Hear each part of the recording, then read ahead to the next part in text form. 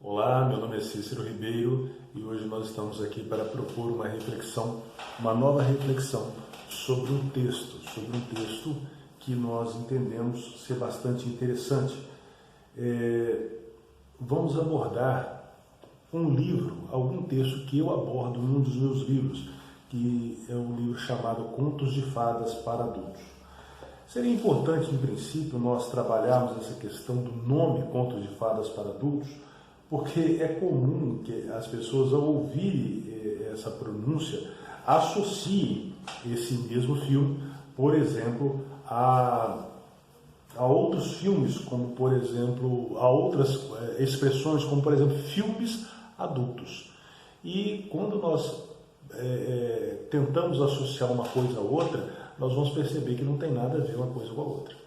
Afinal de contas, os filmes adultos têm a proposta dele, tem o mercado dele, tem os seus fãs, tem a sua maneira de trabalhar. Mas os contos de fadas para adultos se distancia muito dessa proposta, na medida em que ele apresenta uma abordagem amadurecida dos textos.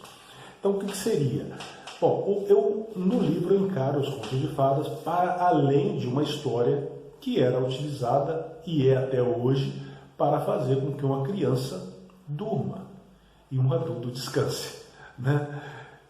Para além disso, e para nós entendermos o que está presente em termos de informações, de conhecimentos dentro de um texto trazido para crianças, nós precisamos de penetrar um pouco mais profundamente nesses textos. E para isso, nós temos que fazer uma abordagem da análise, de fazer uma análise dos elementos que estão por trás, dos símbolos que estão por trás do código linguístico propriamente dito. Então nós vamos perceber que existem símbolos que falam conosco de maneira muito forte, muito poderosa e traz uma mensagem de sabedoria, de cultura, de aprendizado extremamente relevante para nós como sociedade, como pessoas. O primeiro texto que eu gostaria de começar a conversar com vocês é um texto da Cinderela. No livro eu abordo a Bela Adormecida, abordo a Rapunzel, abordo Chapeuzinho Vermelho e a Cinderela. São 4 textos que eu trabalho. A tradução e a origem desses textos, é importante que eu fale sobre isso, porque existe uma quantidade muito grande de textos que foram produzidos. Nós sabemos que os textos antigos eles eram trazidos pela oralidade, as pessoas não sabiam escrever, não sabiam ler, eram sociedades que na sua maioria da população eram sociedades ágrafas, né? A mitologia grega foi vindo através de quê? Quem que trazia, quem que preservava isso? Eram os aedos, aquelas pessoas que memorizavam na sua mente toda aquela riqueza de informação e traziam. Tanto que eram poemas que tinham uma facilidade de memorizar para que esse conteúdo não fosse perdido. Dentro dos contos de fadas não é muito diferente. Apesar de serem contos muito pequenos, serem histórias simples, foram trazidas através da oralidade, da transmissão de gerações e gerações e gerações. Isso veio chegando até nós. E em um determinado momento, alguém resolveu colocar isso no papel. O texto que eu uso nas minhas análises são dos irmãos Grimm. É uma tradução da Thalita Ubba. Esse texto aqui, infelizmente, nós sabemos o que acontece quando você coloca, ele fica invertido, né? Mas é uma tradução da Thalita Ubba e é a editora Príncipes. E é bem recente, eu comprei esse livro muito recentemente, né? Me fala a memória, eu não estou conseguindo identificar aqui, mas é bem recente, eu comprei esse livro em 2021, então é bem recente a publicação dele. E eu preferi usar isso por quê? Porque existe uma diferença muito grande, né?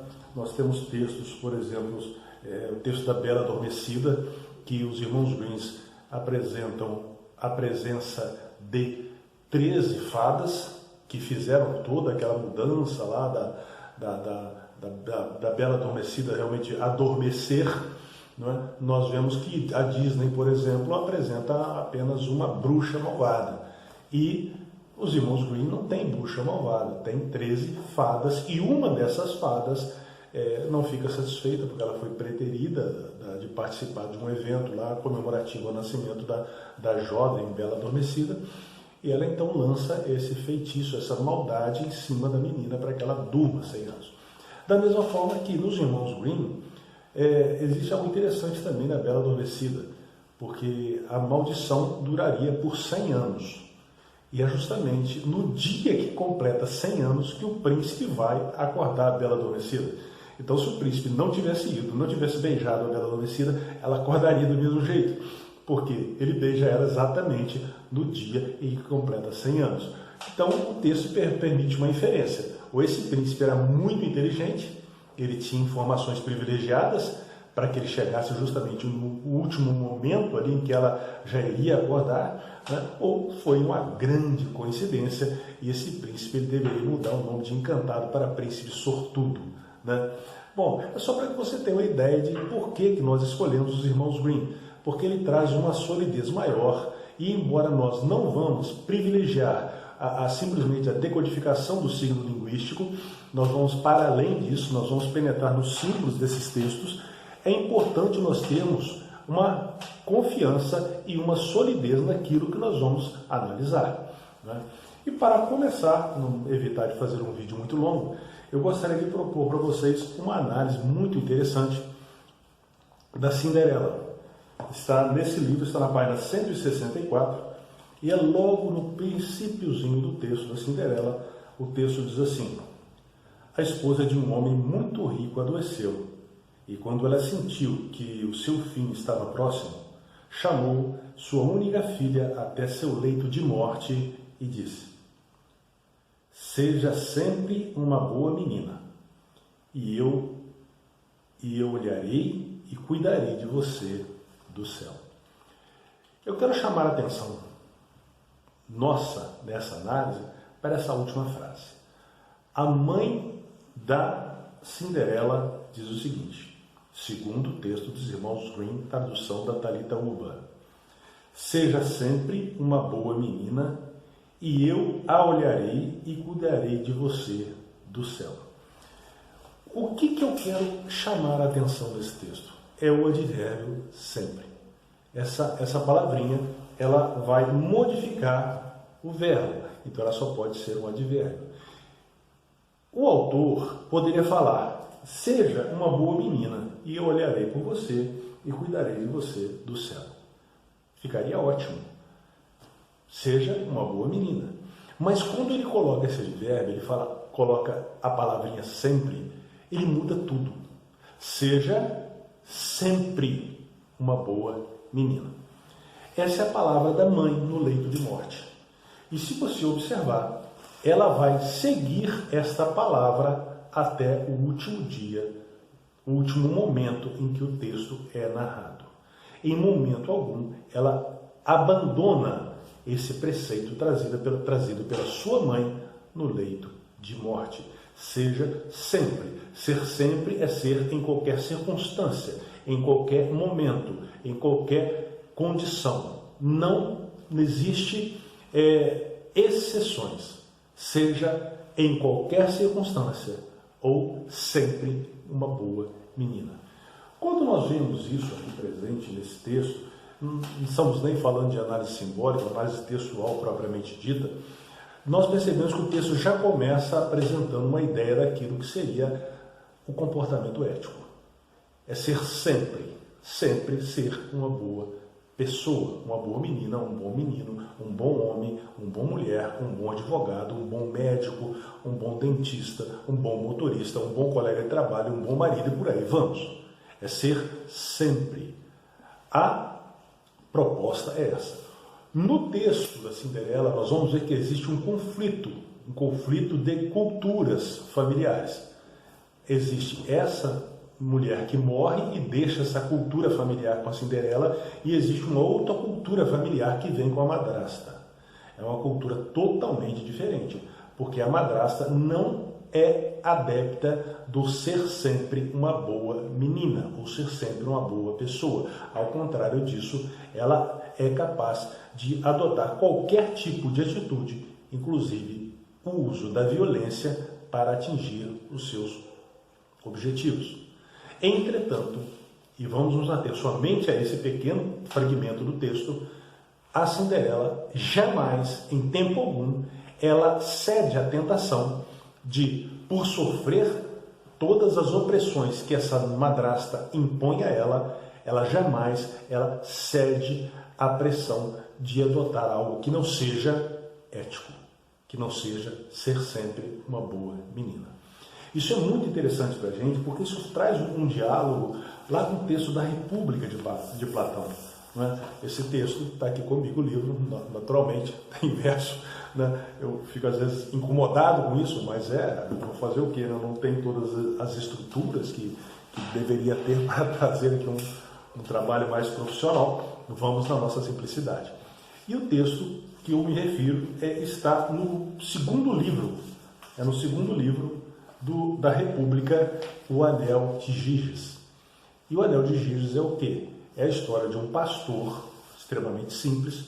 Ele pastoreava, ele cuidava das ovelhas que não eram dele, eram do rei, e em um determinado momento ele passa por um fenômeno, um terremoto que acontece. Esse terremoto abre uma fenda, e conta o texto de Platão que ele entra por aquela fenda e ele vê coisas maravilhosas, e dentre essas coisas maravilhosas ele vê um cavalo, e esse cavalo era de metal, e dentro desse cavalo havia um corpus, haviam cadáveres que haviam sido mortos, estavam ali dentro. Provavelmente esse cavalo era um instrumento de suplício, um instrumento de tortura, que as pessoas eram colocadas e elas morriam ali dentro. E ele identifica na mão de uma desses corpos um anel de ouro. Ele então pega aquele anel de ouro, coloca no dedo e vai cuidar da sua vida. Só que uma vez por mês, todos os pastores do rei se reuniam em determinado lugar para que eles pudessem ser avaliados quanto à qualidade do trabalho que eles estavam prestando ao rei. Ocorre que ele se reunia com os pastores ali juntos, um próximo ao outro, e ele ficava mexendo no anel, e ele percebia que quando ele colocava a pedra do anel para dentro da mão, ele ficava invisível. E ele percebia isso porque as pessoas começavam a conversar como se ele não estivesse presente. Então ele começa a entender que aquele anel não era um anel comum, mas era um anel que tinha condições de dar a ele um poder de ficar invisível. O texto então começa mostrando o que ele faz quando ele descobre isso. Quando ele descobre isso, ele vai até o castelo lá, do rei, de onde o rei ficava, na casa do rei, e ele mata o rei, casa com a rainha e se torna o soberano daquele povo. Quando nós analisamos isso aqui, é uma discussão muito grande sobre a questão de justiça, virtudes, que é tratado aqui nesse diálogo de Platão, nós percebemos que existe uma aproximação muito grande entre os dois textos. No texto da Cinderela, a mãe dela fala com ela: olha, minha filha, seja sempre uma boa menina. O texto de Platão mostra o quê? Mostra que nem sempre as pessoas estão dispostas a serem boas pessoas. Nem sempre as pessoas estão dispostas a guardarem aquilo que eles receberam dos seus familiares, dos seus pais, dos seus avós, ou até mesmo das leis. Platão está muito mais ligado à lei, e ele mostra que a ideia é a seguinte: as pessoas são justas por obrigação, porque a lei obriga a ser justa, senão as pessoas não seriam justas. Então nós percebemos que um texto voltado para a criança já começa a trabalhar essa questão da ética, essa questão do comportamento.